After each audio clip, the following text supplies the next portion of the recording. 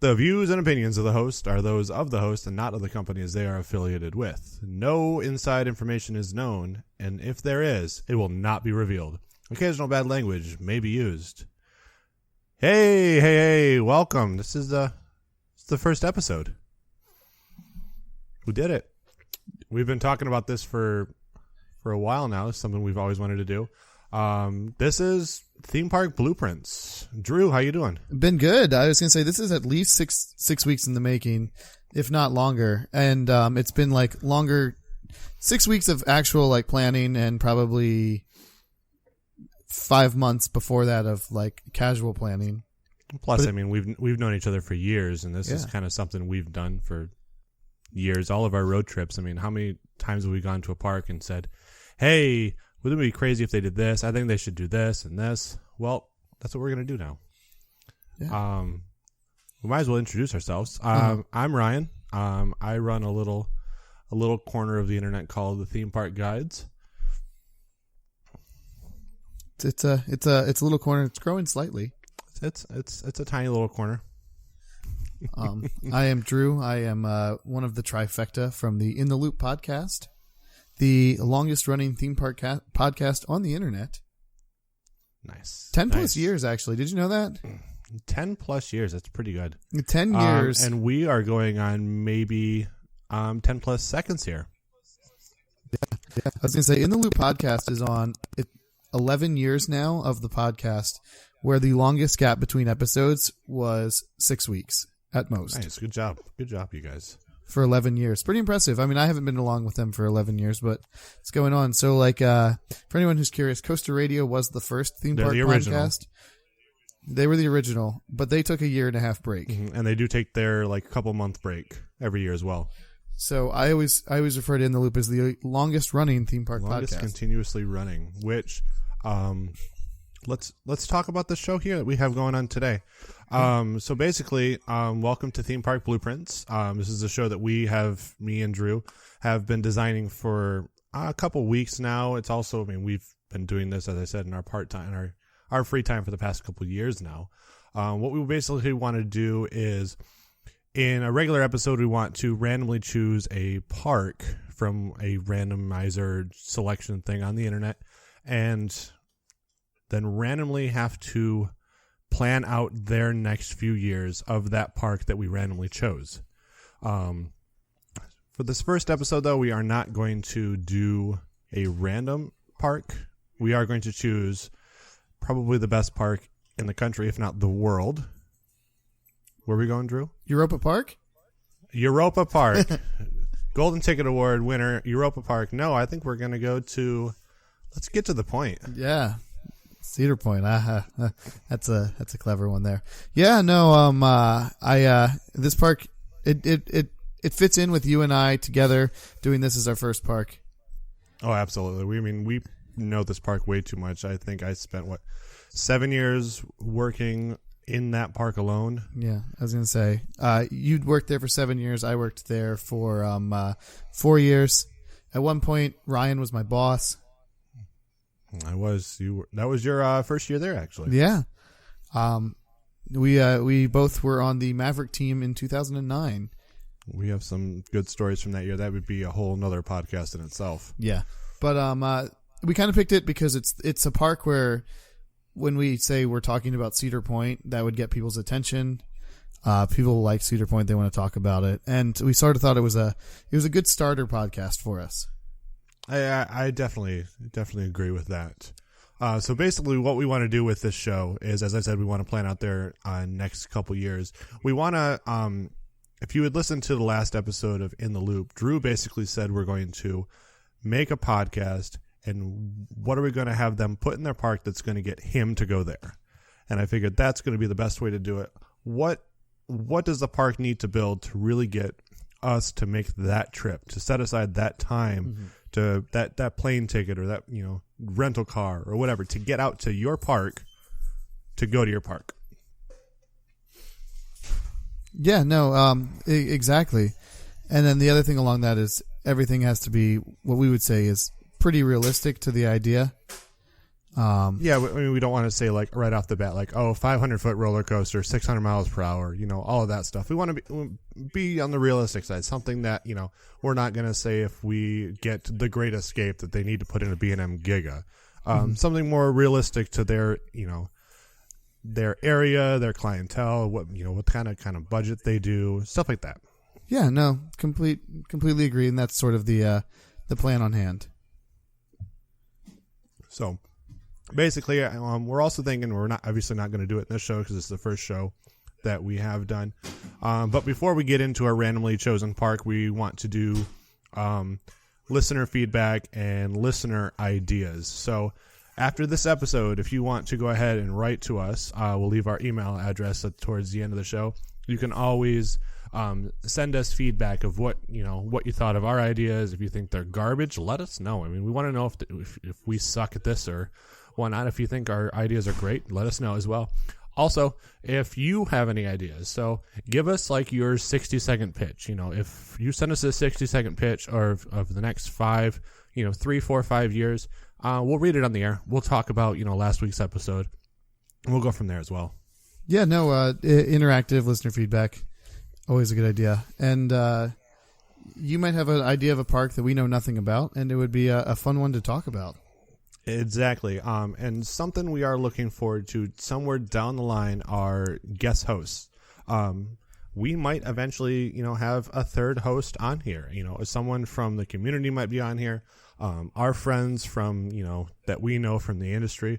We'll see if we can't bring them on, but it's always going to be the two of us. But we're looking at possibly bringing in a third just for, the occasional show, because it could be fun to have another opinion on here. Mm-hmm.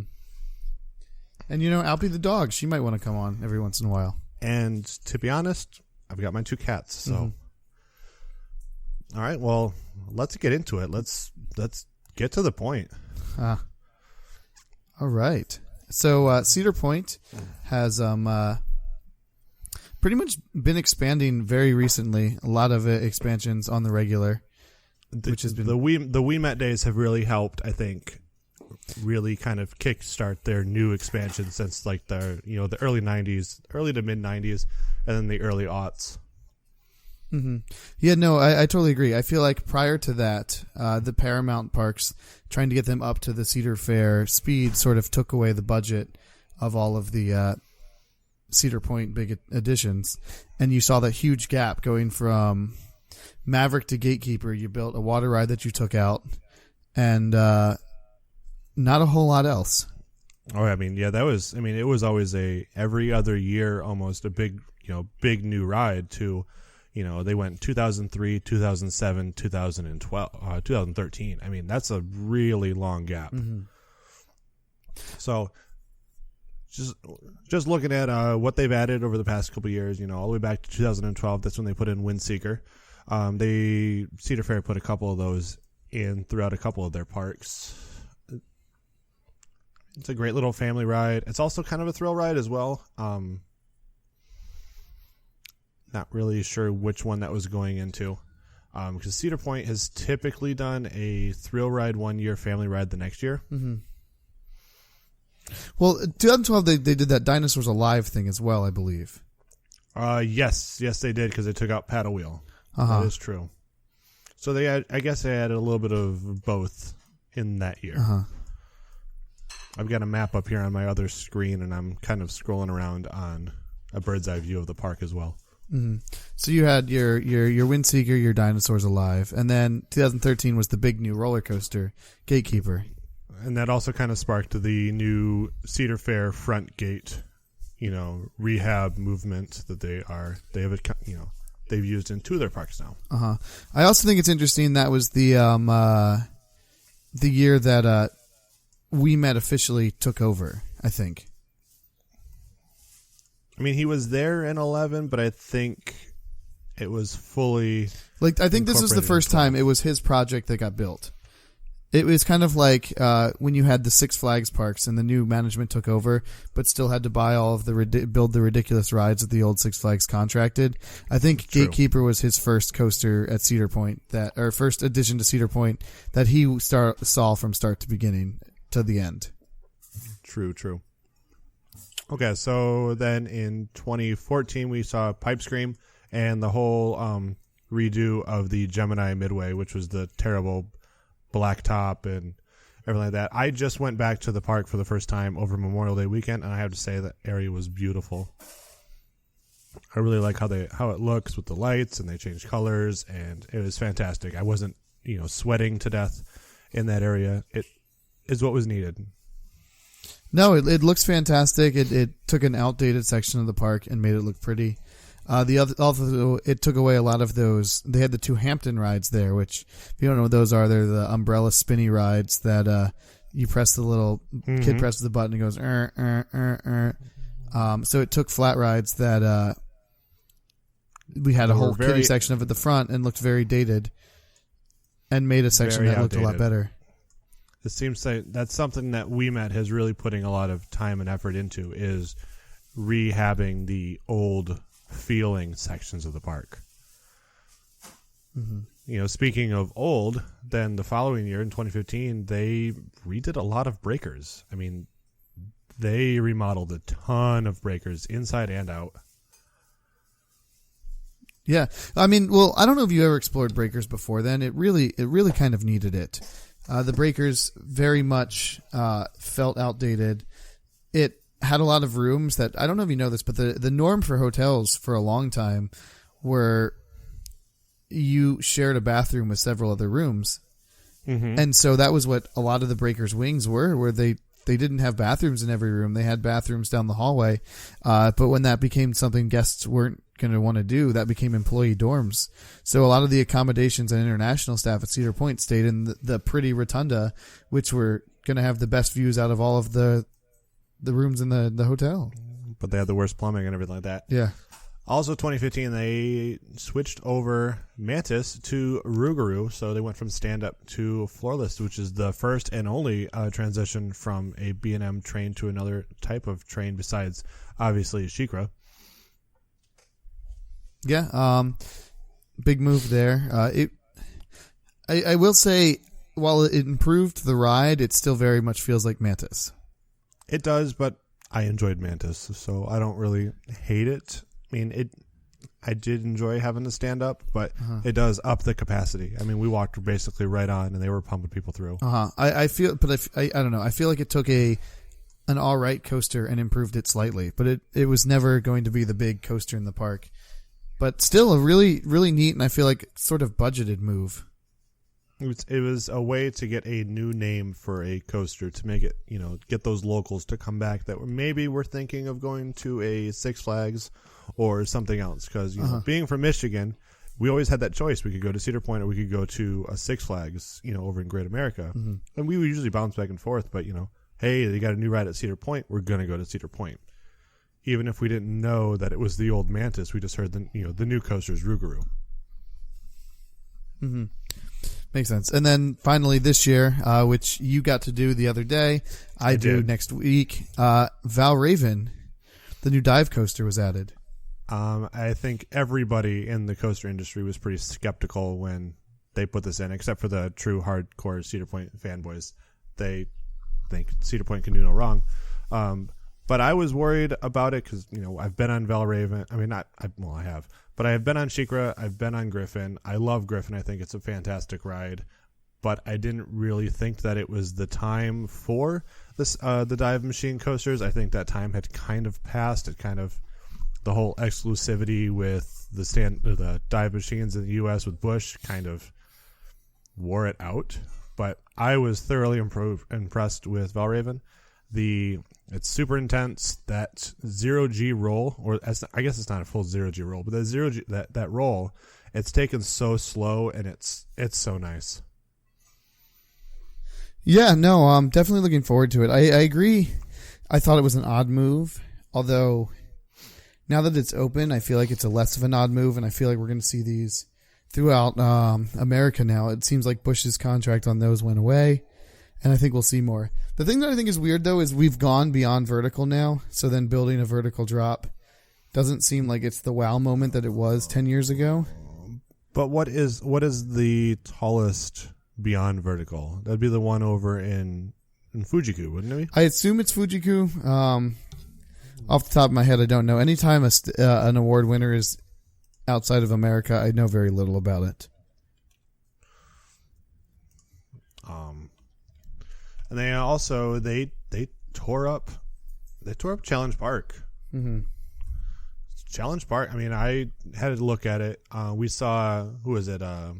Kenny's video that he took. Yes. It's really torn up, and Takabisha is 141 feet tall. Well, there you go. Thank you, Mr. RCDB. You gotta love RCDB. But yeah, Challenge Park. They removed. It's a huge. Well, it was grass when I was there. It was dirt when Kenny was there. But the mini golf course is gone. Both go-kart track is gone. The skyscraper is gone. The only thing that's still there is the ripcord, and it was kind of a hike to get back to just the ripcord. I'm curious to see if they're going to keep it there. If they're going to try to move it elsewhere in the park, maybe make it a little closer and more available for the general public, or if it's going to, incorporate everything that they have planned for it right there. But that whole section of the park might come into effect with our planning of the park, because we've caught up to modern times, the present time. We've got a couple more years that we have to plan for this place. Yeah. So 2017. So we're going the next 4 years. And one thing I will say that I figured 2020 was a good stopping point for it's a nice, well-rounded number. And I believe that's also the big year for the park. That is the big year for that park. If anyone's curious, that's the 150. Cedar Point, 150 years old. You saw everybody celebrate Disneyland's 60th. In fact, it's still going on. It's like an 18-month celebration. That's the 150th year for Cedar Point, so that's a huge milestone. There's only 3 other parks that are older than that. Exactly. And, the fact that they've been running every single year since 1870 is kind of nuts. Mm-hmm. So I think let's go ahead and talk about this. So 2016, we got a modern thrill coaster, mega thrill coaster. I don't think we need another thrill coaster for 2017. No, but I will tell you that sort of across the pavers there, further down from the resort gate, is this water park that really hasn't had a whole lot of love. That is true. I mean, it did, the most love it got in probably the past 10, 15 years was a fresh coat of paint. And the Dragster H2O, which was a terrible name for it should have been called Waterhawk. Waterhawk. Splashhawk. Slidehawk. Something like that. And so that was the 2012 water slide, I think. I want to say 2012 was that year also. Yeah, I think so. We did not have that in our outline. But no, I mean, well, we didn't really think about it. But I feel like you're going to see water slides in 2017. I think you're right there. And I also have a bold prediction on this one. I think we're going to see... Is this the same bold prediction? It is the same bold prediction that I think we're going to see the end of Wild Water Kingdom this year, and those slides are going to get relocated over there. I could definitely see the big slide tower, the one that Six Flags put in there. I could see that pulled over. That would look probably really good right on the north end of the Magnum Lift Hill, right next to Ripcord there. I could also see the funnel being pulled over as well. Yes. Maybe, do they have really... they've got other slides, but they're also dated as well. But I just feel like, I don't know. I doubt Geauga Lake makes a whole lot of money. I get it obviously made enough or some that it stays open, but I don't know. At some point, I feel like they're going to take that and Geauga Lake those slides too to the other water parks. They haven't really put money into it since their initial "we're closing Geauga Lake, enhancing the water park" phase, and they never even finished phase 2 fully because they never ended up getting the adult swim up bar and all of that stuff. They just kind of stopped, and I think they've just been coasting along, probably staying about even. Yeah, I've never been. Never was something I was interested in going to. I'm not really a water park guy, so I got to say there's very little things Cedar Point could put in that would actually make me hop on the plane and head over there. But I really feel like the water park is in dire need of something. And correct me if I'm wrong, but aren't they this year, if you're staying at one of the resorts, don't you get a Soak City ticket? I looked into staying at the resort, but they're so expensive. Or so expensive is a relative term. I live in Orlando, Florida, where a night at the All-Star Music is like $300. So they are pretty expensive. But I will say that I believe as long as you go before July 1st, I think the resorts get into Soak City. I mean, and that's a smart move. I think they need to either do something like that, maybe make it a season-wide thing, or if you buy 2 tickets or a 2-day pass to Cedar Point, or if you have a platinum pass and you're staying at a resort. Well, the platinum passes get in anyway. Then you have that extra free day. Try to keep them there for that extra day, because I mean, we initially went down to Cedar Point just last week for the Memorial Day weekend, and we went on Friday. We were planning on just doing one day, but we couldn't do the whole park in one day, so we ended up going back on Sunday as well. But it's a 2-day park. Even for people that have been there for many times and know how to work that park, it's a 2-day park. Yeah, see, the thing is, if you want to include your special events and you want to ride everything, you're not going to be able to do it. And that was something that I've really realized is for the past couple of years, I've only done a 1-day trip up there. And this time I definitely pushed it to 2 days because I always feel like there's something I want to do. Like one year I didn't do Gatekeeper and Raptor because I just didn't have time. And I was like, yeah, I've been on them before. And like another year I skipped Gemini and a couple of the rides. So like, I don't know. It's big enough to where if you go to a smaller park, say you go to, I mean, it's still a big park. Say you go to Six Flags New England. If you don't get on their SLC, you're not kicking yourself about it. If you don't get on their Thunderbolt, you're not kicking yourself about it. But at Cedar Point, there are so many rides that you need to ride whenever you go. You need to ride that Gemini. You need to ride the Raptor and Gatekeeper. I mean, you and I both had the same feeling about Millennium Force, but you know what? You still got to ride it. Mm-hmm. I mean, that's the thing. I definitely would ride that every time. I would also say, you compared it to Six Flags New England, I would almost compare it to Kings Island. Like, Kings Island, I could go to that park and not feel the need to ride everything there. I've been on the Racer. I don't necessarily need to ride the Racer again. I don't need to ride Firehawk. I don't need to ride some things. But, like, I would say if I go to Kings Island, it's just things I have to do. Diamondback, Beast, Vortex, and Banshee are the only. See, and I did not ride Vortex when I was there. Oh, had a bit of a wait, but so I think is that our 2017? Or do you feel it's a? I think they need to do a Soak City expansion. I think it's Soak City expansion. Would you agree? I agree. Let's get that Soak City expansion up right there where the go-karts were, where the mini golf course is. Let's bring that front gate of Soak City down right underneath that little roadway right by Magnum there. Yeah. Let's bring it right on up. I sort of picture something sort of like Disneyland, where the two entrances to the parks are kind of like right across a little small pathway from each other. Right next to each other. Yeah, and right there. Not the casual walk around the subway and head over this way. I mean, that gate is already weird enough for the resorts and the campground and everything like that. If we can kind of make a specialized path that goes still to right there to where the guests can still get in, but they don't need that run up to it. And I think having more water park is really going to enhance that. And you're probably going to get a lot more locals that are going to go, let's go to the water park. Mm-hmm. Or you're going to get those families from out of town. They're going to go, you know what? Let's do a couple days. Let's make it a 3-day weekend. Let's do 2 days of the park. Let's do that one water park day. Like, maybe put that water park in the middle, mm-hmm. Do a day water park and then the other day. Since I was a kid, every single year, well, not every single year, but many years, Cedar Point was always a trip up there. And there were very few times where we considered going to Soak City. Exactly. The only time I ever went to Soak City was after I was an employee and it was my day off. Uh-huh. I mean, there was never a time because, I'm from Muskegon, Michigan, so we had Michigan's Adventure, which that park is a wooden roller coaster and a water park, and then some other rides. Mm-hmm.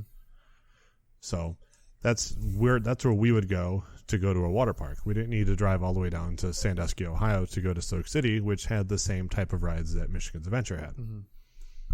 So I think we figured out our 2017. Let's. I hate to say this. I know that people are going to hate that we said this, and they're going to hate this idea. Let's close Geauga Lake. I think it's going. Let's close Geauga Lake. Let's move that at least that large slide complex tower. Let's move the funnel over and let's pop them there. Let's give Soak City an enhancement. Let's put in more of a bathing suit friendly sit down kind of restaurant establishment. Let's put in maybe another place to enjoy a refreshment or two besides Bubble Ups. Mm-hmm. Let's make Soak City that destination water park. Yeah, no, bring it into like the kind of water park similar to, I don't know, a Wet and Wild where you have those slides that wow people. I mean, we're not looking at full-line Schlitterbahn here. We don't need to see that water coaster. That can come in later. That can come in the future. Let's bring those big slide towers. They're used. They're not going to cost that much to move over here. And let's really just build up Soak City. It's the year of the water park. Mm-hmm. Now, also with 2017, I think we're going to move to 2017 of Hollow Weekends. I think we see Mean Street close. You think we're going to see Mean Street close for just Hollow Weekends? Maybe further? I think Mean Street will be announced in 2017 for Hollow Weekends to get in your last rattle with Mean Streak. I like rattle. That's a good word to put for Mean Streak there. Uh-huh. So I think that then leads up to 2018, which is the reason why we're closing Mean Streak. Mm-hmm. Are you in agreement with me on that one? We talked a little bit before the show. I mean, just disclaimer here. This is probably our one and only show that we have kind of discussed the park beforehand a little bit. We really haven't gone any further than this, though. No, we literally talked about what we're going to talk here in the second, and we didn't talk about Soak City. We didn't talk about things like that. Once this show is really fully going, and it's not our first episode, and we're randomly deciding, we don't know what park we're going to get before the episode, and I think that's going to add to the fun of it. But 2018, let's Iron Horse Mean Streak. Yeah, it's the interesting discussion. I think we're in agreement that Mean Streak is definitely going to be the topic of choice here. Ever since New Texas Giant was even announced, it was always the very next coaster that the fanboys wanted was Mean Streak. Yeah. Mean Streak is a very pretty looking ride with a very big first drop. Beautiful. And it's a very boring layout. It's just meanders around. It's an early 90s, late 80s style wooden coaster. A lot of the CCIs did it. The Curtis and Summers did it, where they just moved around quickly and did some turns. There was, it wasn't until really the GCI and the gravity groups that added some wow factor to wooden coasters. The CCIs in the 90s were just kind of bland. Some of them. There are some winners. As I said earlier, Shivering Timbers is one of my favorite wooden coasters. But at the same time, they took the meandering and just made it go up and down. Exactly. But I grew up with that coaster, so it's kind of a fan coaster for me. But I say, give it the total Iron Horse treatment. Keep that lift. Maybe put it up like another couple feet. They don't really need to change the height because when it opened, it was the tallest wooden coaster in the world at 161 feet? I was going to say it's 161 feet tall, which makes it one of the tallest RMC redos. I don't think it's as tall as Goliath but that's a redo, or that's not a redo. And it could be taller than Texas Giant, but the two of those rides look very similar back when they were both wooden roller coasters. Mean Streak is the inspiration or Texas Giant was the inspiration for Mean Streak. Mm-hmm. So that probably means Mean Streak is taller. It is taller. This new Texas Giant is 153 feet, and Texas Giant is 143 feet tall. So I guess they would bump it up probably a little bit. I would see that, yeah. If this is going to be a complete redo, and they're going to redo Iron Horse, I think we're going to see the first ever beyond vertical drop on an Iron Horse coaster. I could see that. Do you think we'll go in versions on this coaster? I don't see why not. As it's really funny. Prior to Maverick, I felt like Cedar Point wasn't interested in making their coasters go upside down. I mean, they had 10. They had Mantis. They had Raptor. 13 inversions in that park between Corkscrew, Mantis, and Raptor. And then you look over at Magic Mountain at the same time, and they had 30 plus inversions. Yeah, like it didn't feel like Cedar Point was interested in their rides going upside down. So you know what? Let's do it. Let's go upside down. So I'm thinking this goes upside down, and does the one thing I think Cedar Point will do really well on this that I think Six Flags has been cutting their budget on is I think they will use the entire length of Mean Streak's track and Iron Horse the crap out of it.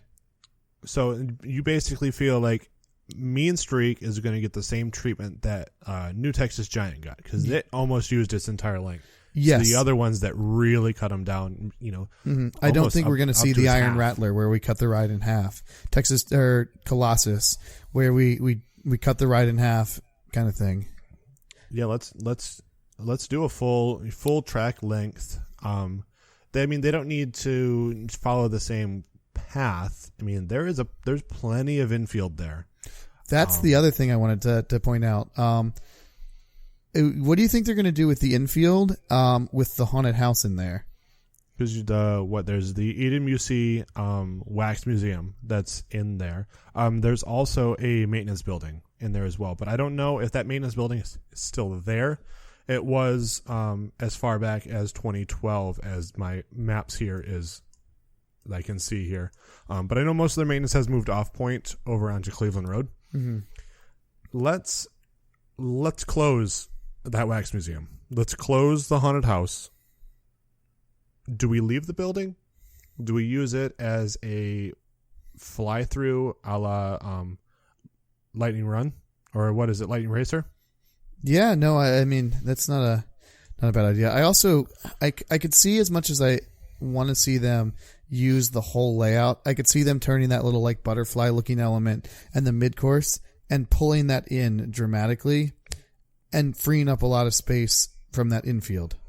Exactly. We could tighten up the whole ride experience and everything. Mm-hmm. But I say the building is probably going to stay.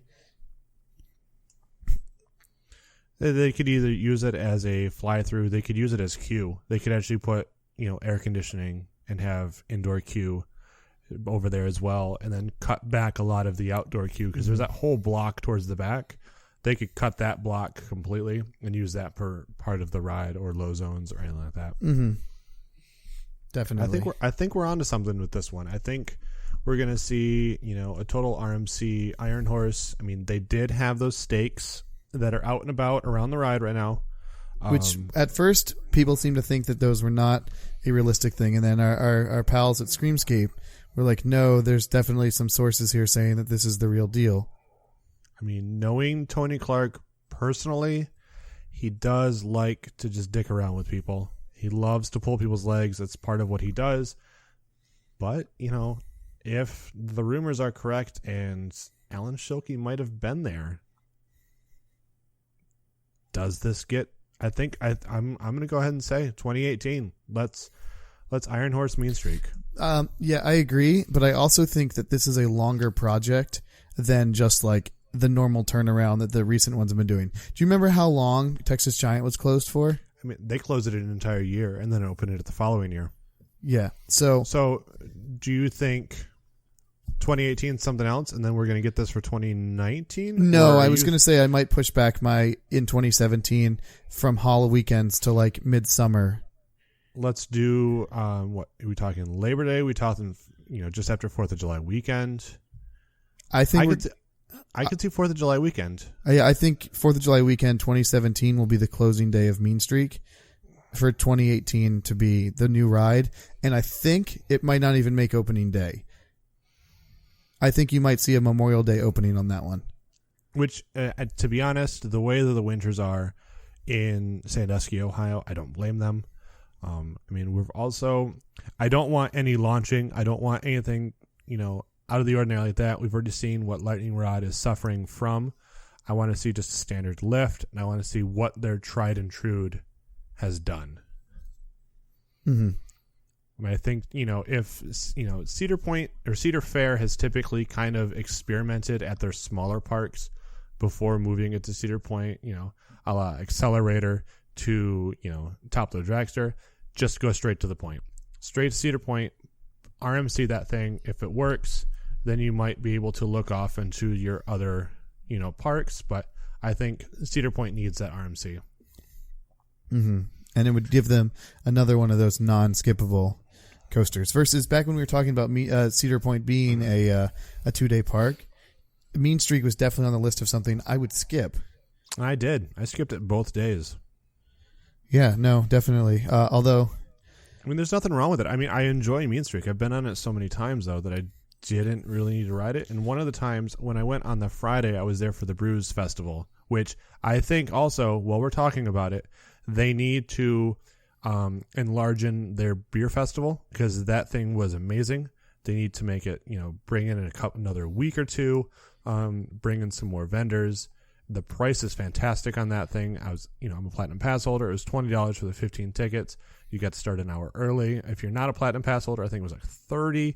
You still get the same amount of tickets. It's fantastic. Now, do you think there was a benefit to the hour early, or you just got drunk faster? To be honest, I didn't know about the hour early until after I got there at the time that it regularly started. But I didn't kick myself because we had friends that were not pass holders, so they ended up starting at 5 with us anyway. I will say it is longer this year than last year. Last year it was 4 days, 2 weeks. Yes, and having it back on the trail, or it's not on the trail, it's right there in Frontier Town, in front of Mean Streak, in front of the Saloon, in front of Maverick. It's all right there instead of being in the pavilion. Mm-hmm. That it is. It's nice.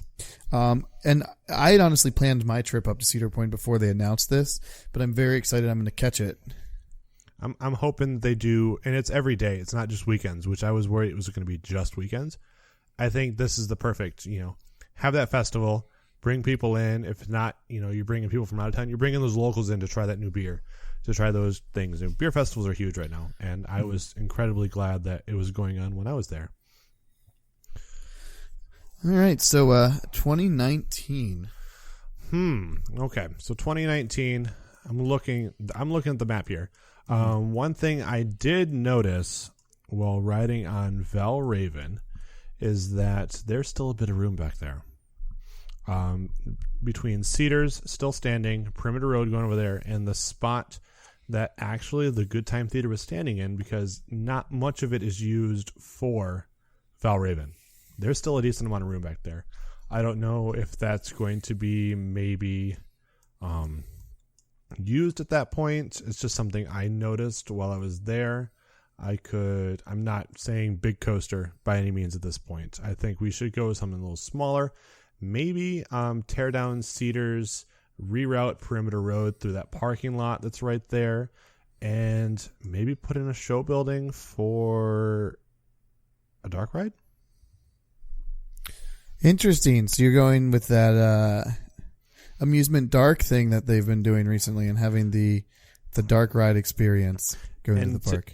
To be honest, the only other places that really have the room to do a dark ride with some things around it maybe would be to either take out Mine Ride, which I don't want them to do, because that would be them losing a coaster, which they obviously don't really care about the coaster numbers anymore. Or I've always said that pathway that runs from Mean Streak over to the Gemini bathrooms behind Boneville is a large plot of land. The paint shop is back there. That's where they make all the signs and everything like that. That, I've heard, is moving off point. That is a big section of the park, and the only thing that's back there that really needs to stay back there is the fire trucks. Mm-hmm. Everything else, that is a plot of land that's almost right there between Gemini and Mean Streak. That's almost the size of Mean Streak. That would not be a spot I would put a dark ride.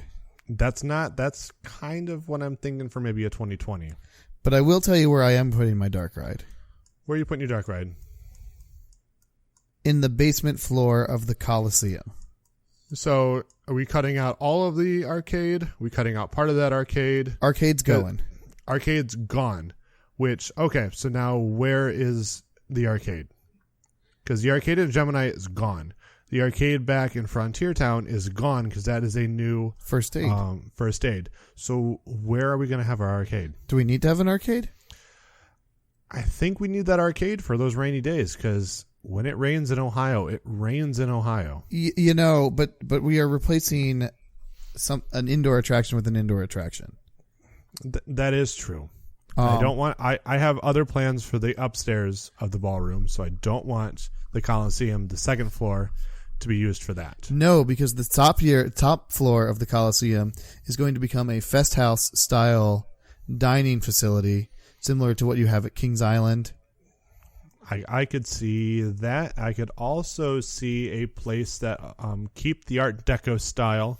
Instead of doing Fest House, do more of like a swing thing. You can have like those swing bands come in, on some weekends and perform there a couple times a day, or your company can rent out that, and that's where you have your picnic pavilion is up in the ballroom. I like that idea, but I totally going to Carowinds and seeing Harmony Hall, the Fest House, all of those things. I love the big indoor eatery where it's air conditioned. You have a couple different food options you can pick, and you sit down and you have plenty of things and a stage to do that like swing band kind of thing you were looking for.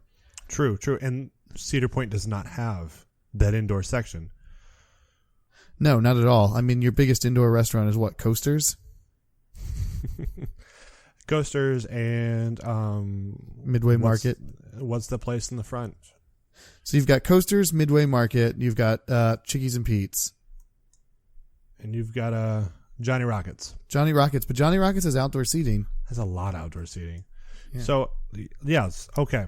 So, here's my proposal to you. 2018. Let's go ahead. Bottom floor. At least 2/3 of the bottom floor of the Coliseum. Let's make that a dark ride. Well, 2018 is our Mean Streak year. So we're on 2019. No, is it? Okay, 2019. 2019. Bottom floor Coliseum. Let's go ahead. Dark ride that thing. Put an interactive dark ride. Do you want to shoot? Do you want to not shoot? I definitely think it's the boys from Triotech. Let's definitely bring in Triotech. So let's go ahead and shoot. But I also want the ninja shooting. The wave your hands thing? Yes. Like the Ninjago over in Legoland? Okay. So we'll have that. We'll also, do we do it similar to Knott's Berry Farm, where it actually is about the story of the park? Yeah, I have a really cool idea for a plot for this. I don't know if I shared this on In the Loop, but I don't know if you know the whole story of like Put in Bay. Mm-hmm. Like Put in Bay is an island that has a bunch of bars in it near Cedar Point, but like it genuinely was like part of the War of 1812, and pirates tried to take over, and the whole saying is "Don't give up the ship." And you had a bunch of townspeople that were like, if they don't lose the ship, then they can save the island, and if they save the island, they can save the bay. And that was the whole thing, and it was these people from Put in Bay saved Lake Erie from pirates, and it was a whole like part of something. And I think that could be a great dark ride plot. I mean, it brings in the history and story of the area, not necessarily Cedar Point, but the island is not that far from Cedar Point. I could definitely see that, with Mr. Commodore Perry and everything like that. Let's make it an enjoyable, fun, interactive dark ride to pirates, and it sort of brings back the old pirate ride theme as well. Exactly, it does, which was just down the Midway. So let's do a full enhancement of the Coliseum bottom floor. We don't have a name for it. I'm not marketing. I can't come up with a name for this. But that Triotech ride with the Pirates, with Put-in-Bay, top floor. So you know what? I don't necessarily know if the ninja shooting thing would make sense. We might need to do guns. I think we might have. Depends, because I assume we're the fighting pirates. It could be. So I don't know. Maybe this is unlike Knott's Berry Farm, where you're trying to defend Knott's Berry Farm. Maybe we're the ones trying to attack Put-in-Bay. Maybe we are the pirates. Or maybe this is almost kind of Men in Black style, where we are versus each other. And we have screens behind us as we're going, and we're shooting the other screen of the other car that's facing us. We have one, it is the Pirates, and one that is the Put-in-Bayers. Look at that. I think we just did it. Yeah. So I don't know what the name of this is going to be. I don't like that, but I do know there's going to be that split in the queue, and you choose which side you want to go on. We're doing trackless. We're doing a track.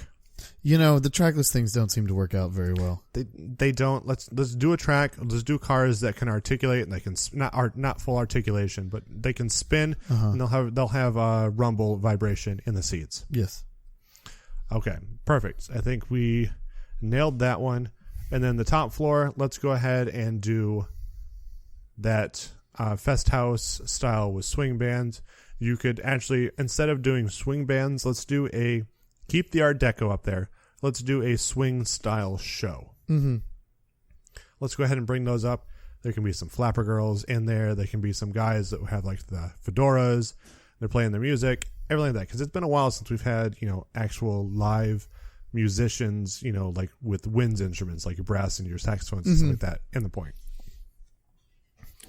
And I mean, the park gets new shows every once in a while. They lost the theater with the Good Time Theater, so... Exactly. So let's bring this show as like the new show to go see. Let's put a food venue up there. There's no reason why we can't have, it doesn't need to be like a massive food venue. We don't need to have that huge fest house that they do at like Busch Gardens or that they have at, Kings Island. Let's just put a smaller food venue up there. Let's put a separate beer stand. I think that needs to be a separate thing. Let's make sure it's advertised as air conditioned, cold beer, everything like that. Let's get people up there, get them out of the sun, and because if you've never been to Cedar Point, that place is hot. That's a lot of concrete. Let's bring them up there. And I think this moves on to the final year, the big 150. So, you and I talked about this probably a couple weeks ago. Like, what do we think they're going to do during 150? Or what they should do? One thing that I thought about was, do they go 150 miles per hour? I mean, we don't really need it. It would be the fastest coaster in the world because the fastest one now, Formula Rossa, is 149 some. So 150 would be the fastest coaster in the world. It'd be 150. It'd be play on the year. Do we do a 15 inversion roller coaster with the logo being, 15 and then like a vertical loop making a 0?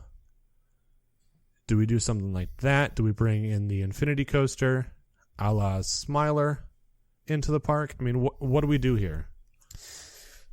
This has to be the banner year. This has to be the WoW coaster that gets people off couches from Orlando and heads up north to it. It has to be their big WoW moment. And also, if you think about it, like Iron Horse Mean Streak is kind of like Rougarou-ing, where you didn't build a new ride. It's still marketable. It's still new. It's still different. But you're now talking 4 years since you built Valravn. I think the only person that's really going to be sad about RMCing Mean Streak is going to be Henry. Yeah. But he'll learn to love it, though. So I'm thinking this is it's a big marquee kind of coaster. There's no doubt it has to be. I mean, for 150th anniversary of one of the oldest operating, continuous operating parks in the country, they have to do something. They have to break some records. Coasters are in their DNA, so this has to be the big wow. This does. Is this the one that potentially uses the Shoot the Rapids area? The thing about Shoot the Rapids, the station is still standing. You know, I totally forgot about the Shoot the Rapids area.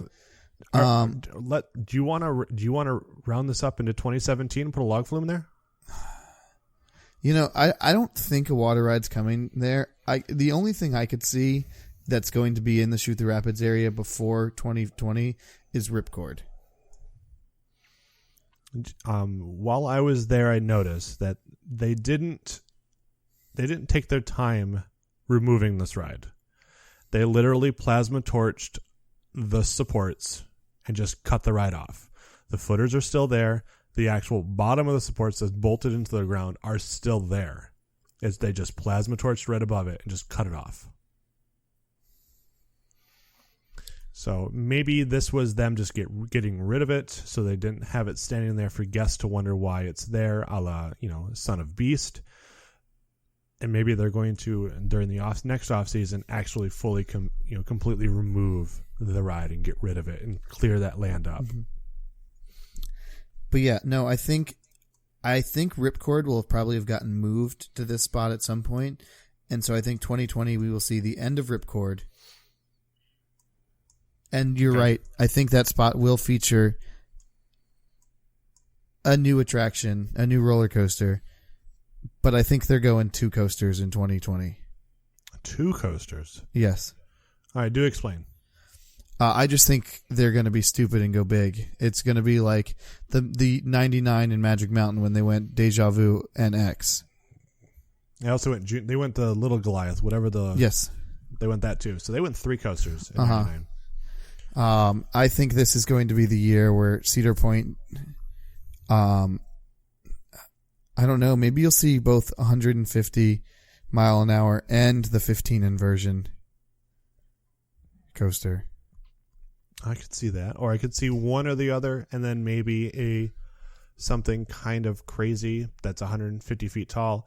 Are we seeing both of them as the thrill ride? Do we see one that's maybe more family friendly? I don't know. It's tough. I mean, there aren't a whole lot of big flat rides that I think Cedar Point needs that they don't have. The only one that I always thought they needed was a top spin, but those are well past their popularity, and the giant top spin was a complete failure, as there's still a building holding the remains of one. And I think when they added Pipe Scream, that took a flat ride void that they didn't have, and they put it in there. They've done a really good job adding the Max Air, the Skyhawk, the Windseeker, the Pipe Scream. There's nothing that hasn't been really invented that could really go there, except for maybe what's that. Your 2 that come to mind that I could see is the one that went to Wonderland this year. Okay. I could see Cedar Fair going off and buying a bunch of those. I also could see that Trebolan. That's the one I was thinking of. I could see that maybe just popping in one of these years. Not being a major addition, just kind of, we've got this ride. It's crazy. Come see it kind of thing. Maybe add that with the Soak City expansion. Maybe add that. I don't see that with the Mean Streak, but maybe add that with the Triotech Dark Ride. But so 2020, I think I want to say, oh man. Oh, I kind of think we'll see a vertical lift hill coaster that reaches speeds of 150 miles an hour and breaks the height record once again. So similar to a dragster? Similar looking to a dragster, but I think you're going to take a lift like Rip Ride Rocket. So it's going to have a slow lift. Yes. And then go but the problem is, we still don't know if this is going to happen. The Polar Coaster here in Orlando, that's going to break the tallest coaster in the world. If that does get built. Nothing's still happened there yet. But if that gets built, we've got to go, 570 plus? Yeah, I don't know. That's weird. I truly don't think they're going height. Height is out of the question. I don't think that ground there. This is my couch engineering, degree that I have. I don't think that ground is solid enough for something that tall. I think it's a little too soft. Okay, then let's eliminate height, and I think we can eliminate speed. Because I think the only thing they could do is if they were to do a Formula Rossa style. And plus, I don't know if they're ever going to go with Intamin again, which Intamin has also, their new launch coasters are magnetic, and they seem to be done with the hydraulics. Uh-huh. And I don't see S&S bringing in over a ring racer because that was a colossal failure, and Nürburgring is actually removing it, are they not? Yeah, I don't know a whole lot about it, but it never opened. It never did. So let's cut out speed. I don't think we need speed. I don't think we have space for speed either. I think if you're going 150 mile an hour launch track, you're gonna. Looking at Dragster, it's almost like a quarter to a fifth to a quarter of the length of the park. I don't think we have that room in that space. Mm-hmm. So let's go upside down. I think the inversion record is probably something we're going to see. And I don't really see anybody touching the inversion record, because what is Smiler's record? Isn't it 13, 14? I was going to say, I think it's 14. I think it's 2 sets of 7. It's 14. So Smiler's 14 inversions. 15 would be it would just be the fun play on words. It would be the fun play on logo and everything like that. That's just the one that pops in my mind. 15 being the number of inversions. And I really don't see anybody trying to beat that record, because the inversion record's never really been something that parks have been actively going for. No, I agree. It's not something parks truly care about. But I think the idea of, man, you were upside down so many fucking times would be a good selling feature. Not saying Park would say that, but if some like teenager was like, man, you're like upside down the whole fucking ride, like it's awesome, I could totally see it. I could see it. Give it a good height. Give it some good thrill moments. Still keep capacity up, because capacity is a important part of Cedar Point's kind of way that they run things. But put in so many inversions. Just you can put in that launch feature. Gerstlauer. Are we going with Gerstlauer in this? No, I think from the success of Mean Streak, this is T-Rex. You think we're going T-Rex in this one? Do you think that RMC has fine-tuned, they've dialed in on their launch? I could see that. I could see RMC getting the launch done. I could see this being a wacky new age style of Maverick, where you have lift, you have launch. I could even see a Verbolten style drop track in there. Just a wacky, crazy, so many inversions kind of ride. Okay. I could definitely see that. Maybe not. I'm still questionable about the drop, but but that was just a lot of fun. It was fun. I could see, crazy lift, maybe, I don't really know how tall we're going with this one, but we have a big lift. We've got a bunch of inversions. We've got one, maybe even 2 different launch sections that launch into more inversions and do other crazy things. Maybe even have that drop just before the station, maybe, as it comes into like a brake run and you think you're going into the station and it stops, and you maybe have a Mummy-esque moment where they're like, please remain seated, and then it drops and then goes into the station. Mm-hmm. I could see that. That could be pretty fun. But do you think that'll be all they do for the big 150? I don't know. Do we go more? I feel like this will be their biggest capital expenditure. This has got to be their biggest expenditure ever. Looking at the map here, do we do something bigger?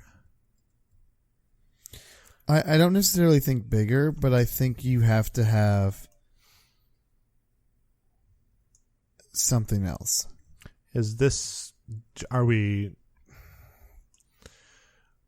Do we maybe close the ring of that one ring of Camper Village and maybe enhance the water park even more? Put in the world's fastest water coaster. Do we Lighthouse Point? I think is safe. I don't think that's going anywhere.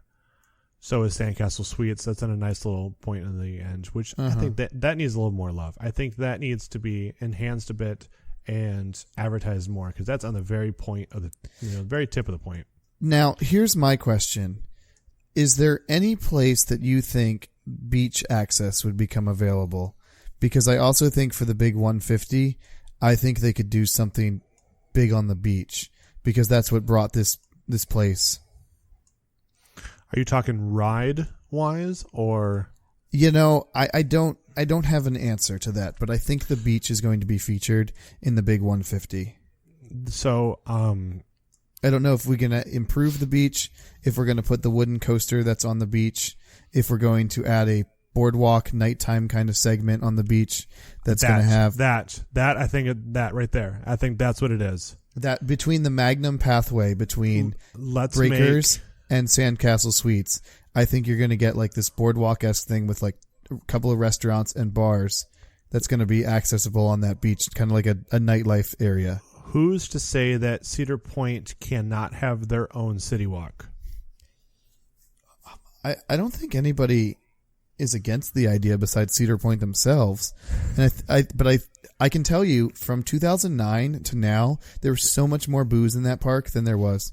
Oh, absolutely. In 2009, you could get beer at Game Day Grill, Red Garter, and the saloon in the back of the park. I mean, they closed the wood carver and moved him to Four Cabins and put in the Trail Tavern. It's a place that sells nothing but craft beer and moonshine drinks. It's fantastic. I think what we're looking at here is between Sandcastle Suite, alongside, Magnum there, alongside the back half of Soak City up to Breakers, let's do a boardwalk style. Let's have a boardwalk that runs along it. Let's put a few venues. Nothing crazy, nothing, off the wall, just a few venues. Let's have a place, let's have a food stand that serves a couple different types of foods. Let's have a drink stand that specifically sells nothing but, craft beers, cocktails. Let's have something and have it stay open late to where if you are there and you are staying on point, you can go. Because I think as the two of us know, Sandusky dies at night. That city closes. Yeah, I think you need midnight on 10 o'clock closings and probably 2 a.m. on midnight closes. Absolutely. Let's do that. Let's bring in maybe a couple midway games, just a couple, similar to how the boardwalk is over at Disney. And you can rent those Surreys. Exactly. You rent the Surrey bikes, or even have the rickshaw bikes running back and forth. Just have 2 or 3 or 4 employees running those things. Just let's bring in a nightlife. Let's celebrate the Cedar Point Beach. Let's celebrate the history. Let's do that. So we've got the Mega Looper coaster going in. We got the Mega Looper, and we've got Nightlife Boardwalk. That seems like a banner year. I think that seems like a way to do. And then we've also got, they announced for next year that Breakers Express is enhancing, they're expanding, closing the horseshoe. I think this is it. Yeah, it'll be interesting. I also, at some point in there, I think we're going to see another employee dorm get built, and I think we'll see the end of Cedars. I couldn't tell you what year it is. I just think it's falling apart, and I think they're going to clear that space probably years in advance of what they're going to need it for. I mean, they did build that other new dorm building next to the 1400 building. Sorry if you've never worked at Cedar Point, you don't know what that means. There was a building called the 1400s building. They built a new 4-story building right next to that as well. Yeah, but that was to replace Gold's that got taken out. Mm-hmm. That was the employee dorm building next to the water tower. They also have a new.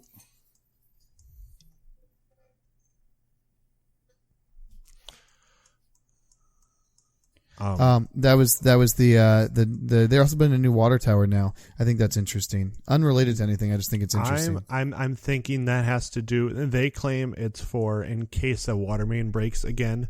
That's what I've heard, but I could see it being because of the new Soak City expansions. They want to have that extra fresh water available and on hand, because it doesn't really take up that much room. And you have that extra water for those extra slides because you don't necessarily want to use the water from Lake Erie or from the Sandusky Bay because you don't want to be swimming in Thunder Canyon water. Mm-hmm. Makes sense. And it's already built. It's a bit of an eyesore, but I mean anything that's kind of new on there kind of throws you off for a while. Turning around that corner and seeing Valraven and Gatekeeper was shocking at first. Yeah, I'm thinking Valraven's going to be whoa because Valraven looks huge. It is. It's big. It's a terrible queue, but it's big. Mm-hmm.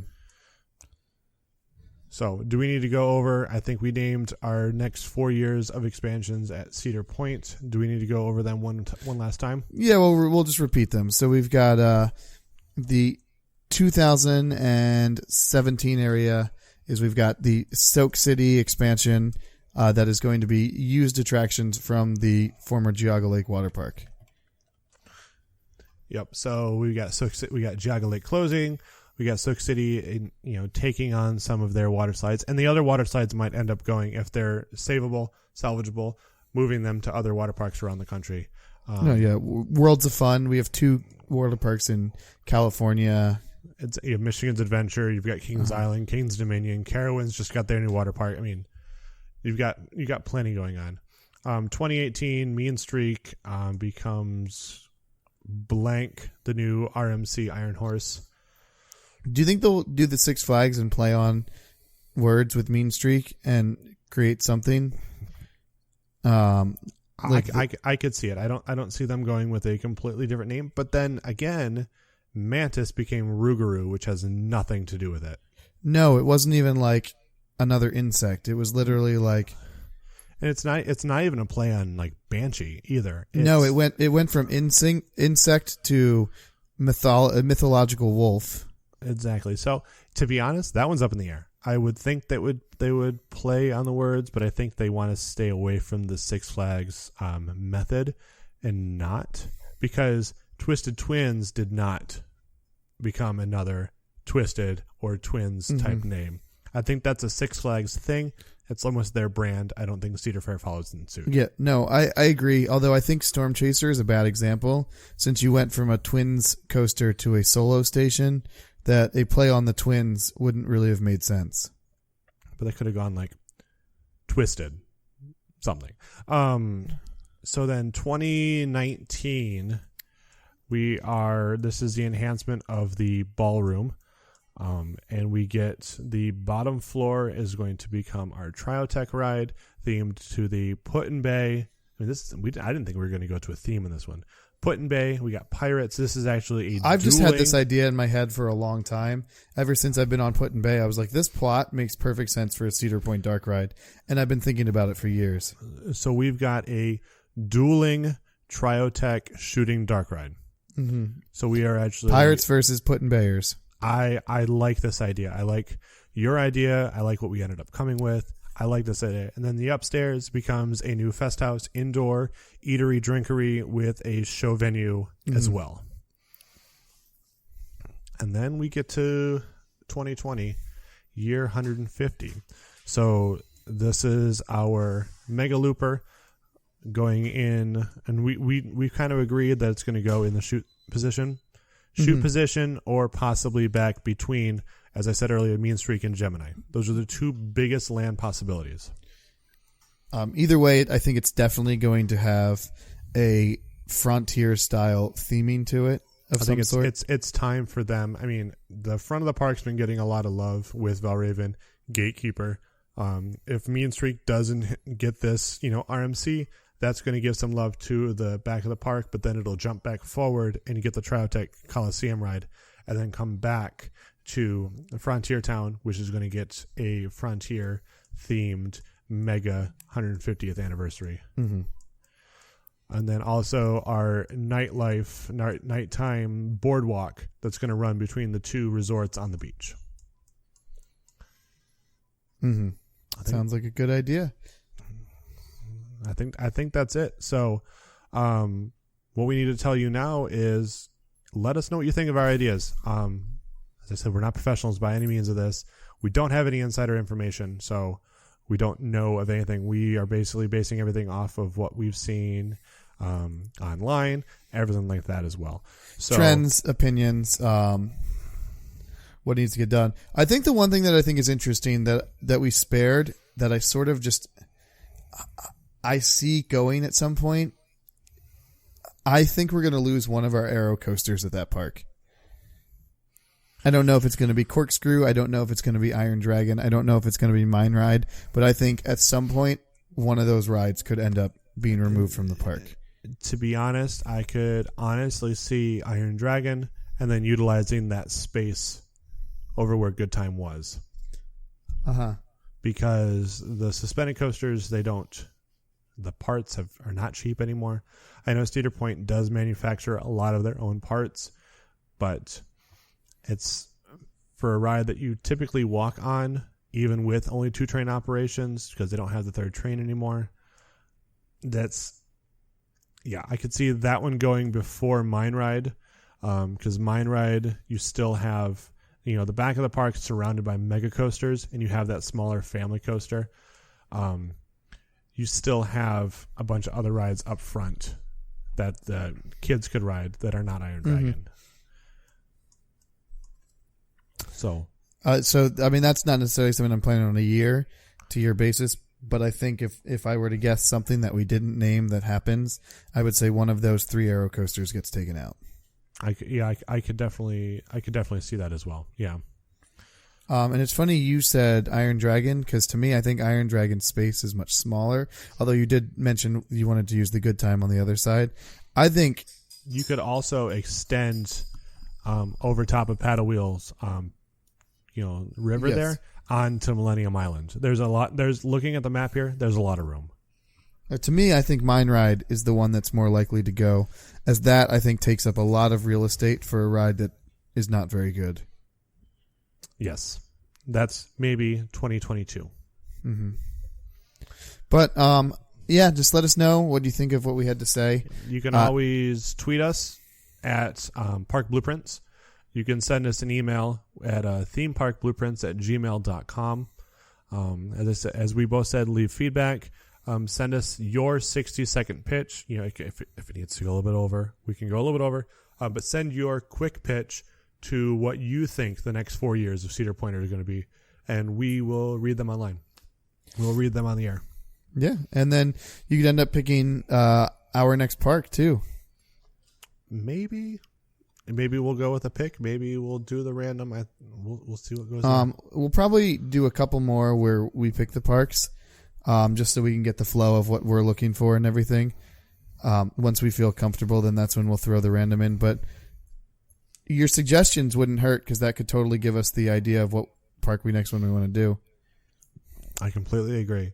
So I have a couple in mind I want to do for the next one. But what are you thinking? You could swing my mind. I think Holiday World would be a great one.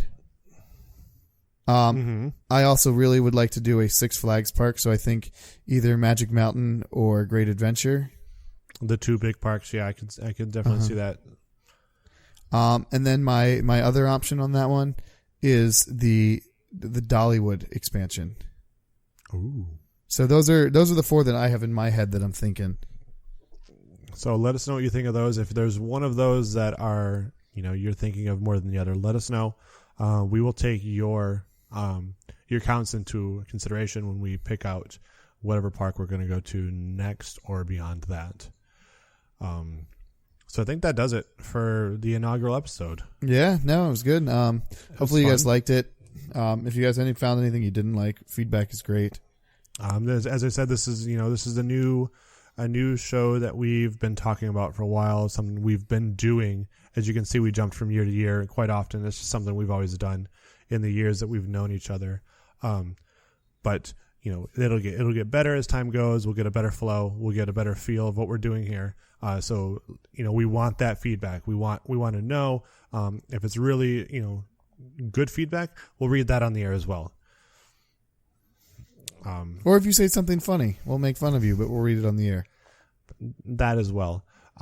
So if you want to find me on Twitter, I am at Drew the Intern. You can follow us on Twitter at Park Blueprints. If you want to follow me, I am at the Park Guides. I don't tweet that often, but I do typically tweet. I probably tweet every single day on Drew the Intern. You do. I don't tweet as much. If you want to follow what I guess I message more, my social media of choice, Untapped, you can follow me on Eisentrout. Just like the president, just like the fish. Eisentrout. Mm-hmm. Yes, that you do use on a regular basis. I'm at Drew the Intern on Untapped. All right, cool. Just wait for it to blow up this weekend. Oh, I know, right? You're going to get... When I went up to Ohio, I had 45 new beers. So I'm hoping you're going to get a good amount as well when you go up there. Yeah, should be fun. Well, it's been a pleasure. I'm never very good at show endings. Nope. We are going to upload this to iTunes for now, and then we're going to move it to other podcast services as soon as possible. But keep the eye out on iTunes. Follow us on, I guess you're already listening to it and you've already found it. But at Park Blueprints and Twitter, we are going to announce every time an episode is out. So keep an eye on that. Follow that. That's where all your Park Blueprints news is going to be, and we will try to answer your questions as soon as possible, coming from either Drew or myself. Sounds good, and we will see you guys around. So, yeah, thanks for listening.